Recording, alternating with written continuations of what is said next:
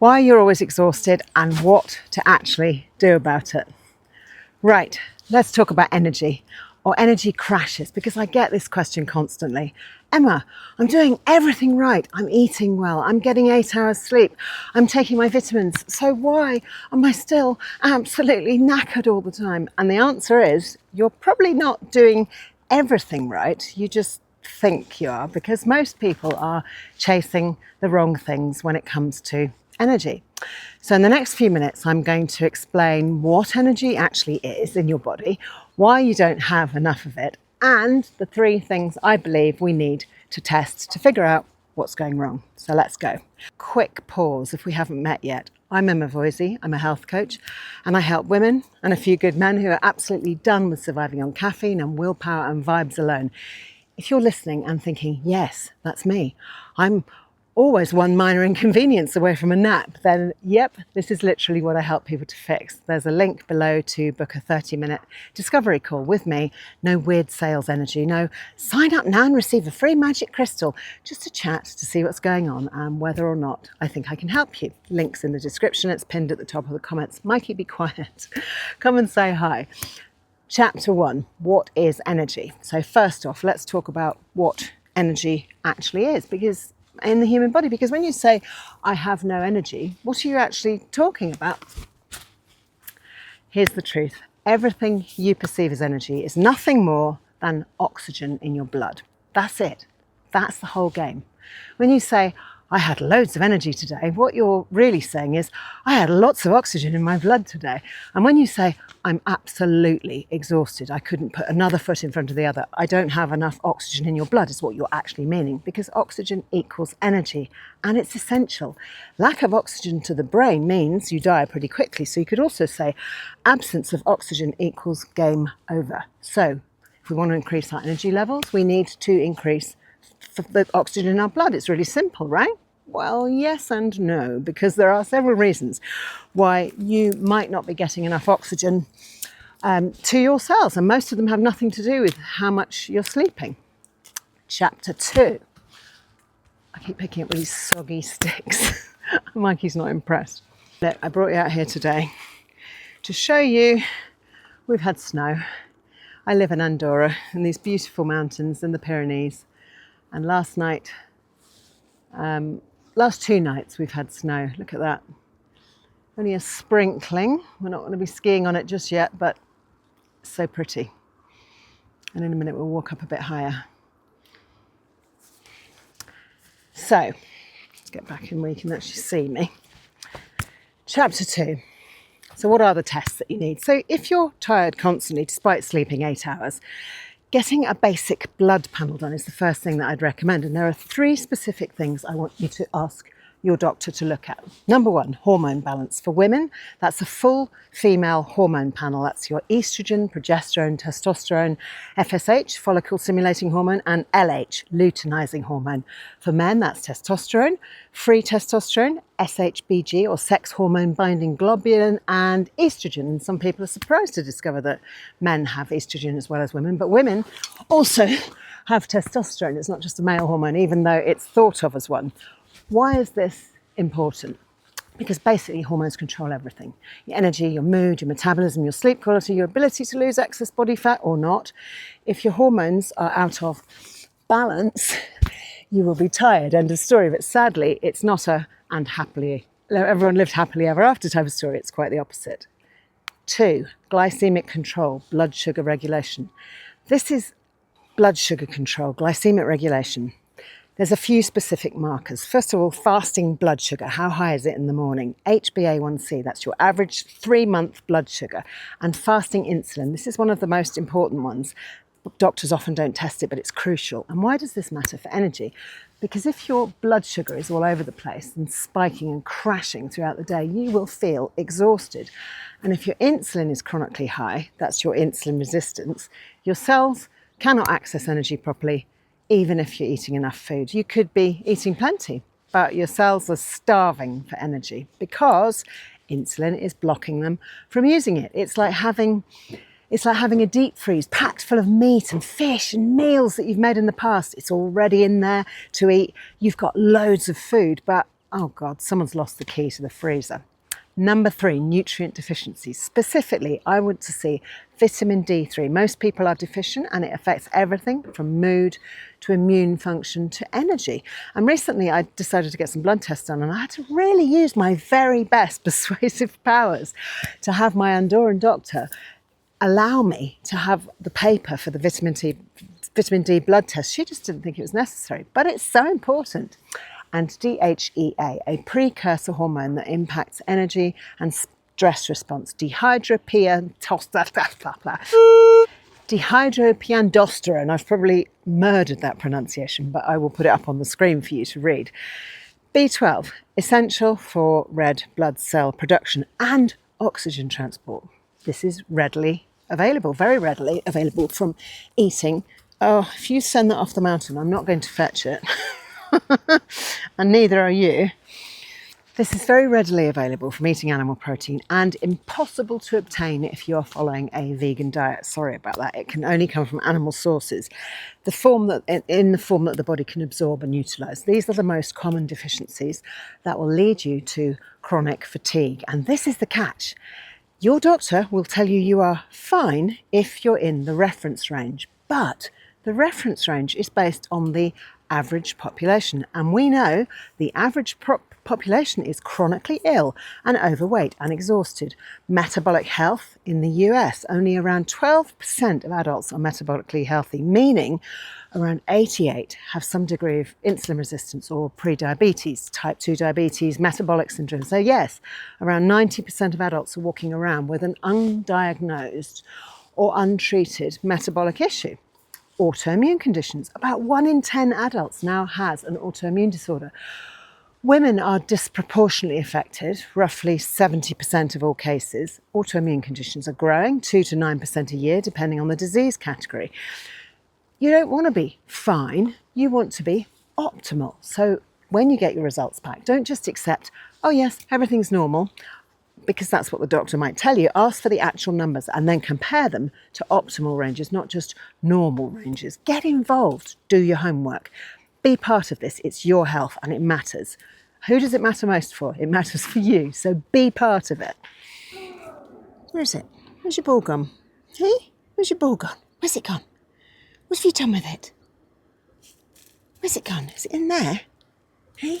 Is it in there? Shall I get it for you? Oh my gosh, I'm glad it didn't go down off the mountain, Mikey. Right, here we go. Okay. Here we go, ready? Let's go a little bit further away from this cliff edge, shall we?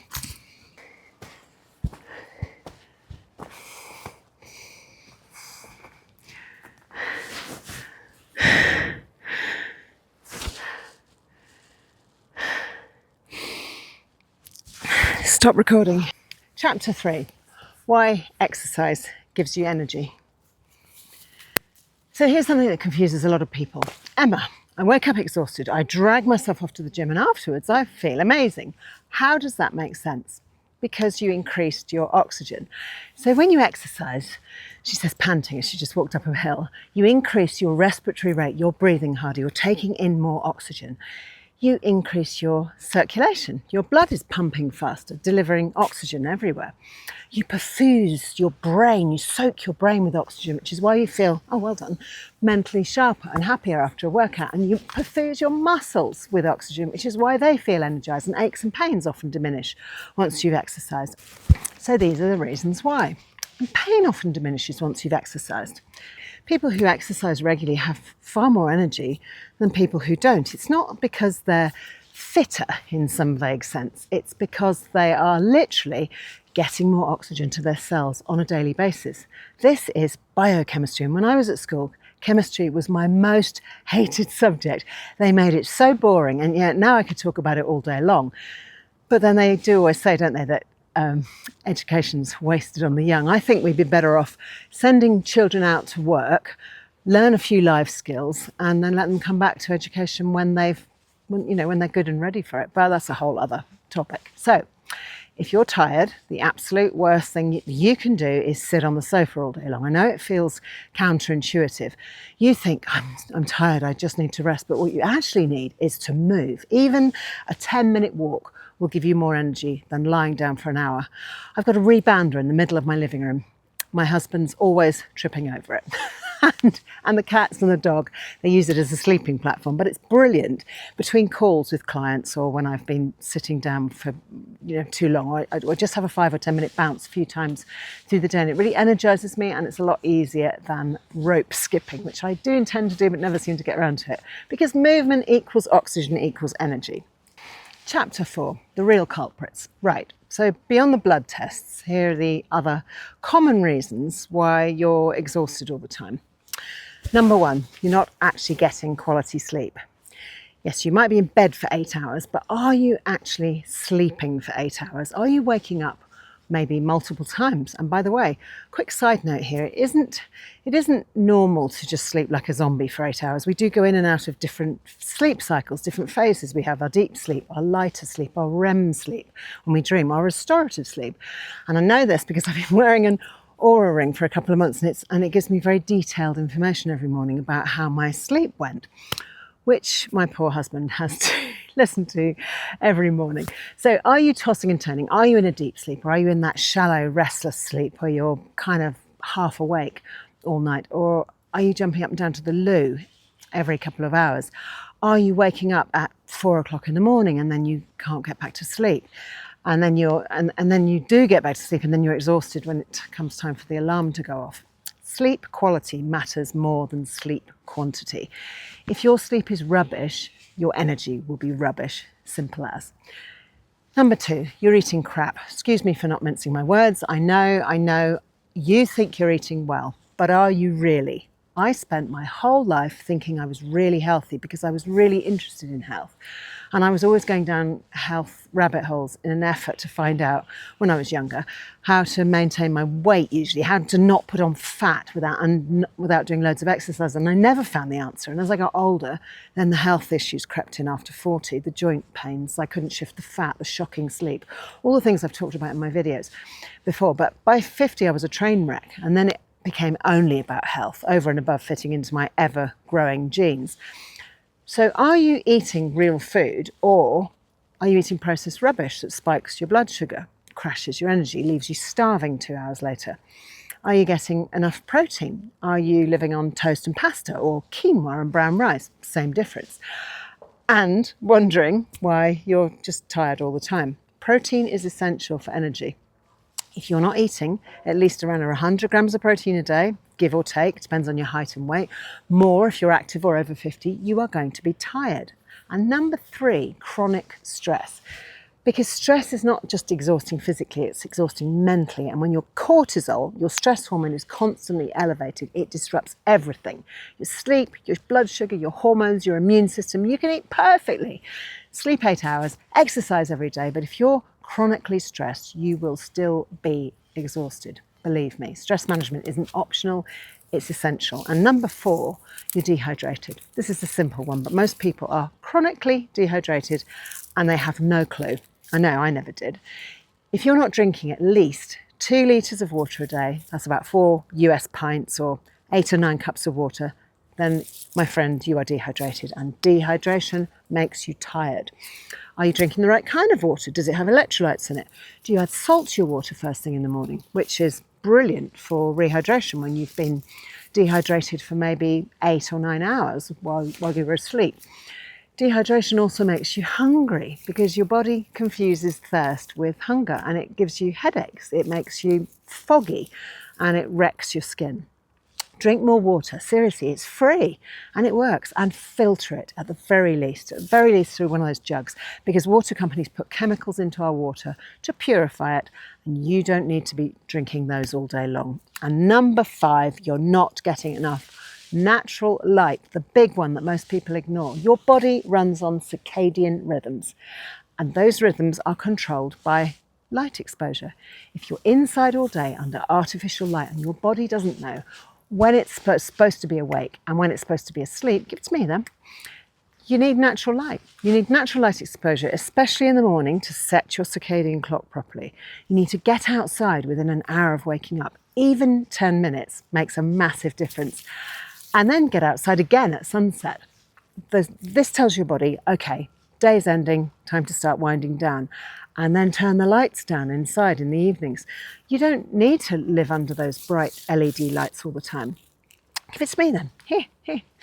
And at the very least, if you can't turn the lights down, definitely wear blue light blocking glasses. There's a link in my description for a discount code with Bon Charge, which is where I buy mine from.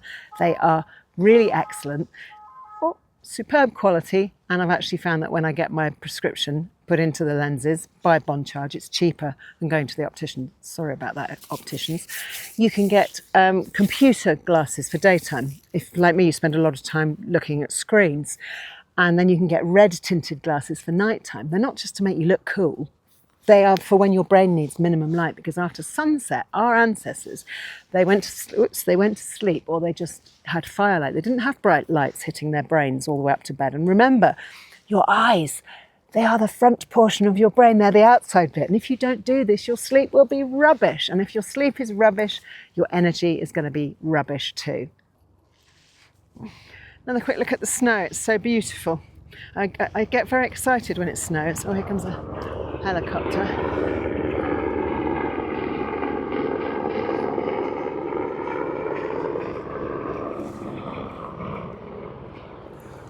Even though I'm not that bothered about skiing anymore. Look, can you see that? So all the mountain tops are just covered, but nothing lower down yet. And I'm filming this on, what is it, the 8th or 9th of November. Chapter 5, what you can do right now. Here comes the helicopter coming back. So that's all. What can you do right now? Here's your action plan. Number 1, get your blood work done. Hormone panel, glycemic control, glucose HbA1c and insulin, and nutrient levels, D3, DHEA, B12. Number 2, move every single day, even if you're tired, especially if you're tired. Minimum 10-minute walk. Get that oxygen circulating and make this a non-negotiable. Get outside in natural light, morning and evening. No sunglasses unless they're medically necessary. It doesn't matter if it's cloudy or if it's raining or if it's snowing. You are still allowing light into your brain. Set your circadian rhythm properly. Number 4, prioritise sleep quality, not just quantity. Get your room dark. Cool makes a big difference. I always sleep with the window open wherever possible, and quiet. And screens an hour before bed, get rid of them. Telly, laptop, scrolling on YouTube or TikTok, all of it. Stop. Give your brain a break. Here's an idea. What about reading a book? Remember those? Also, magnesium before sleep really helps. Epsom salts baths are brilliant. Eat real food. Number 5, healthy protein and fats at every meal. Minimal processed carbs. Include a good mineral salt. Your blood sugar will stabilise. Your energy will follow. Number 6, manage your stress. Breath work, meditation, walking, whatever works for you. Chronic stress will wreck your energy no matter what else you do. Number 7, drink more filtered water. 2 litres, 4 pints, 8 cups every single day minimum. Think about not using plastic bottles because they leach chemicals into the water, which you're then drinking. And also, if you drink tea and coffee, they dehydrate, so add more water. Look, being tired all the time is not normal. I don't care what your doctor says. I don't care if everyone your age is tired. Doctors see this condition so often that they've become immune to it. They have an acronym for it. TATT, tired all the time. Sadly, they don't really have an answer for it. It's not normal and you don't have to accept it. But you do have to figure out what's actually causing it for you. And it's probably not what you think. So get those tests done, make those changes, and give it 4 to 6 weeks.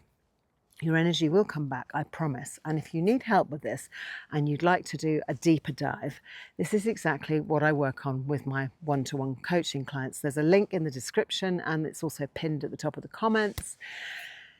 Make an appointment. You'll find a link that takes you to my calendar. Book a free discovery call with me today and let's have a chat.